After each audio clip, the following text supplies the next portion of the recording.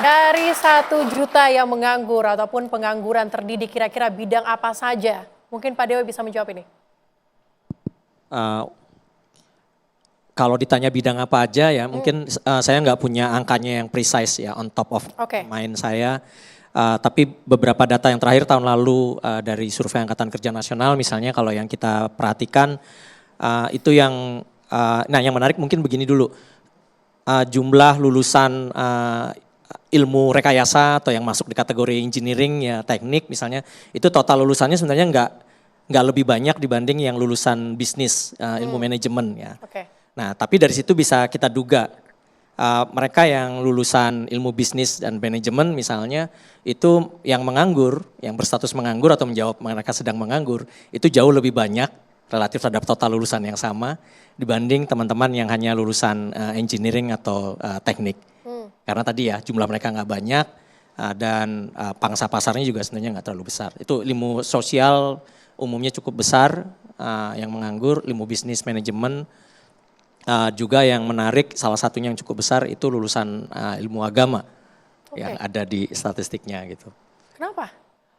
Ya sektor bisnisnya yang kegiatan pekerjaan formal yang membutuhkan lulusan agama kan nggak sebanyak bahkan mungkin engineering atau kami di bisnis misalnya. Kalau saya dari Fakultas Ekonomi dan Bisnis masih ada cukup atau ada lowongan yang spesifikasinya minta lulusan bisnis ya. Tapi yang lulusan agama kan nggak banyak. Gitu. Tapi sempat disurvei di masa depan pekerjaan yang dibutuhkan kira-kira apa saja dari bidang apa?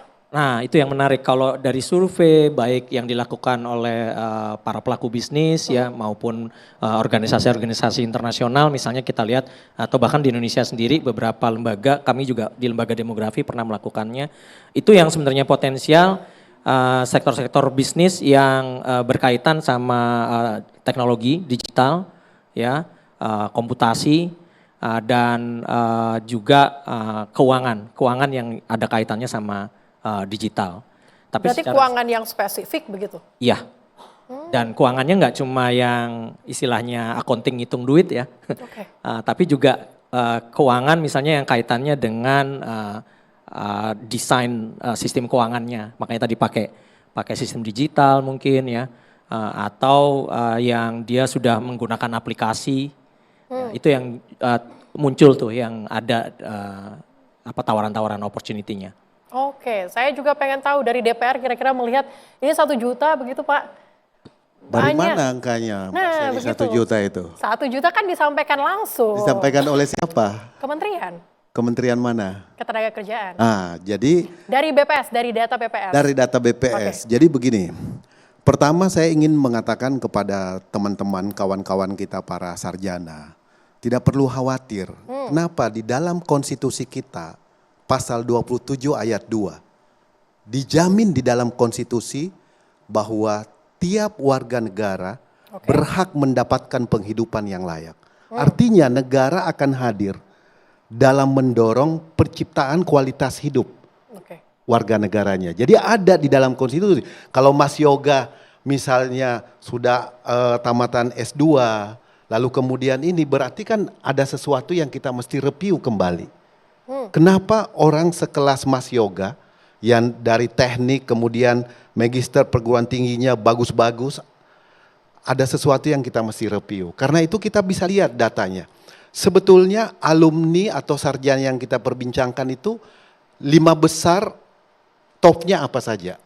Pertama yang besar itu adalah pendidikan, disiplin ilmunya. Jadi sarjana di bidang pendidikan. Kemudian yang kedua adalah ekonomi. Yang ketiga teknik. Agama malah tidak masuk dalam 5 besar. Kalau berdasarkan data Dikti. Kemudian sosial, kesehatan. Dan yang keenam pertanian. Nah, apa dorongan pemerintah dan DPR dalam rangka mendorong penciptaan lapangan kerja? Atau supaya untuk mengurangi angka pengangguran. Pertama, dari segi kebijakan, pemerintah telah mengupgrade posisi kelembagaan. Misalnya BMP 2 TKI menjadi Kementerian PMI. Itu adalah satu polisi yang diambil oleh pemerintah untuk menunjukkan komitmen bahwa kita harus sungguh-sungguh menyiapkan SDM yang unggul supaya kompatibel dengan tenaga kerja dari Filipina, dari beberapa negara-negara di kawasan kita yang akan mengisi di banyak negara. Misalnya itu satu. Yang kedua, di dalam negeri pemerintah mendorong, tadi Mbak Ni mengatakan program padat karya melalui ketahanan pangan. Ada berapa ribu sarjana pertanian yang direkrut oleh pemerintah, lalu kemudian di kawasan food estate ditempatkan. Berarti ini kan ada satu komitmen pencipta lapangan kerja. Dari pemerintah? Dari pemerintah. Realitanya. Untuk mendorong hal itu. Sehingga kita bisa lihat ada serapan yang terbuka. Nah kalau kita bicara angka, saya nggak menemukan angka 1 juta itu. Bahkan sarjana dari di 2024. 7,28 Nah, itu angka pengangguran, tapi untuk sarjana di 2024 itu 842 ribu. Itu di tahun lalu, di Februari 2025 ya, tapi di 1 kan juta, setiap Pak. tahun ada serapan, Mbak Sili. Coba kita lihat, 1% pertumbuhan ekonomi kita berdasarkan data Kementerian Keuangan itu membuka 950 ribu lapangan kerja baru, 1% dari PDB. Ini kualitasnya terus meningkat. Kualitas pertumbuhan ekonomi kita terus meningkat. Yang dulu di 2020 waktu COVID pernah mengalami penurunan yang sangat drastis. Tapi sekarang udah rebound dan terus meningkat dari tahun ke tahun. Kemarin kita turun pertumbuhan ekonominya. Pertumbuhan di kuartal pertama slow down. Ya kan, dibanding year on year. Tetapi kita optimis ke depan memang ada koreksi karena ada banyak faktor tentunya. Kan ada banyak faktor yang tidak bisa kita pungkiri dan itu kadang-kadang di luar kendali kita, misalnya dinamika perdagangan global. Tapi Mbak Sili, saya mau mengatakan bahwa serapan di sarjana pendidikan, ekonomi, teknik, sosial, kesehatan, ini adalah salah satu andalan kita yang kita bisa harapkan supaya mereka bisa mengisi arah pembangunan nasional. Kita udah menetapkan RPJMN 2025-2030. Di situ Mas Yoga, kalau buka di situ, udah ditentukan koridornya. Sulawesi mau dijadikan kawasan industri apa? Sumatera mau dijadikan kawasan industri apa? Maluku, Papua, Jawa, semua sudah ditentukan. Jadi kalau teman-teman membaca RPJMN itu, arah pembangunan nasional bisa Tapi kita bagaimana lihat. kemudian, Sehingga ya. ketersediaan SDM kita bisa diparalelkan. Tapi bagaimana Anda menjawab bahwa prediksi IMF 5% tenaga kerja akan meningkat di tahun ini? Saya belum membaca detail tentang data itu, tetapi kita tidak bisa membandingkan di Asia karena jumlah penduduk kita memang jauh lebih besar. Yang kedua, tingkat pendidikan kita, Mbak Sili, SD setara SD, SMP setara SMP, SMA setara SMA, itu 51,8%.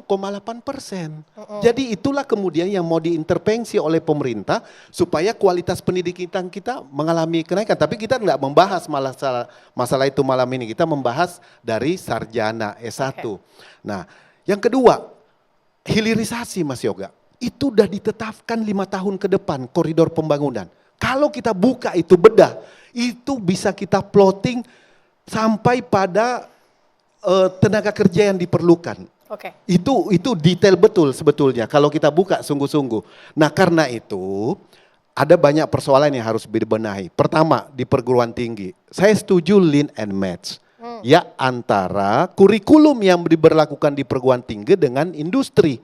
Itu penting sekali karena ada asumsi terjadi mismatch antara output perguruan tinggi dengan kebutuhan lapangan usaha, dunia usaha atau lapangan kerja. Karena itu ada contoh Mbak Seli oleh banyak perguruan tinggi terbaik di dunia. Mereka setiap tahun, ini perguruan tinggi bukan industri. Perguruan tinggi mereka melakukan job fair. Tapi yang mengisi itu adalah alumni-alumni mereka yang sudah menjadi kekuatan baru di ekonomi global. Jadi mereka datang dan membuka dan kemudian mahasiswa itu boleh mereka mendaftar dari situ. Jadi ada planning. Memang dari pemerintah ini sudah menyiapkan RPJMN jangka panjang kebijakan untuk kemudian menyerap tenaga kerja. Saya tangkap poinnya. Kalau dari Buning, tanggapan Anda soal ini? Soal RPJMN yang sudah disiapkan oleh pemerintah, bahwa kebijakan sudah disiapkan. Kami menghargai ya Pak, bahwa itu pasti langkah yang sudah terbaik lah ya, yang dilakukan oleh pemerintah sebagai satu solusi. Mungkin yang perlu dipikirkan lagi adalah time frame-nya. Kapan sih sebenarnya ini akan menyelesaikan masalah yang kita tahulah tadi itu ya, bahwa bagaimana ada satu chauffeur aja yang antrinya sampai segitu banyak, 2.000 yang dibutuhin, yang antri 25.000. Dan itu tidak hanya ada di satu tempat Pak, di Cianjur, di Bekasi, di banyak sekali tempat seperti itu. Kita memang tahulah, pasti pemerintah melakukan banyak hal gitu. Tapi yang perlu dilakukan lagi adalah akurasi di timeline. Kapan kira-kira dan berapa banyak misalnya setiap periode tertentu itu akan mengentaskan pengangguran ini gitu. Jadi Mbak Sili, kalau mau merespon itu, kita setiap tahun menetapkan angka pengangguran. Menetapkan target penurunan angka pengangguran dan penurunan angka kemiskinan dalam KEM PPKM namanya, Kerangka Ekonomi Makro dan Pokok-pokok Kebijakan Fiskal. Ada 3 instrumen kebijakan untuk mendorong pertumbuhan ekonomi supaya bisa menciptakan lapangan kerja yang berkualitas. Pertama, fiskal, APBN. Kedua, moneter. Ketiga, mikroprudensial, industri perbankan. Nah, kaitan dengan dunia usaha. Ada prospek bisnis apa yang kemudian bisa di-approval oleh perbankan sehingga membuka lapangan kerja baru, menggerakkan ekonomi. Ada berapa banyak? Kalau pengusahanya terus environment-nya sehat, reformasi birokrasi jalan, perizinan dipermudah, pembebasan lahan lebih efektif, lebih efisien, lalu kemudian ketersediaan SDM juga ada, maka pasti investasi bukan cuma dari luar, dari dalam juga teman-teman bergairah. Ini yang sedang kita dorong. Karena itu perlu ada law enforcement, penegakan hukum. Apa yang dilakukan dalam 4-6 bulan terakhir pertama pemerintahan ini? Sungguh-sungguh membenahi dari dalam. Sungguh-sungguh membenahi dari dalam. Kenapa?